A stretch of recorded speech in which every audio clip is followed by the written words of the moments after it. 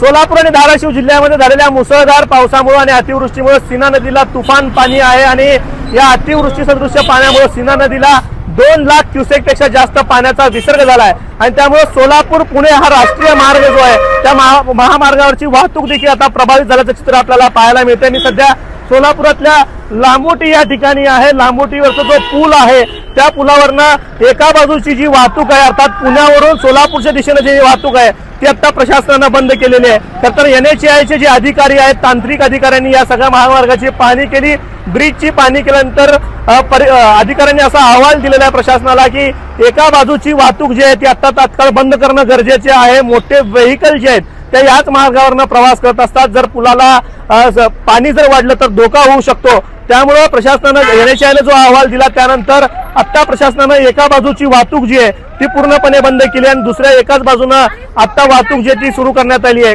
तर सोलापूर पुणे राष्ट्रीय महामार्ग हा अनेक मोठ्या शहरांना जोडतो। केवळ सोलापूर पुणे हेच नाही तर मुंबईवरनं सोलापूरला दिशेने येणारी वाहतूक असेल किंवा मुंबईहून दक्षिणेकडे जाणारी जी सगळी वाहतूक आहे ती याच मुख्य मार्गावर जात असते।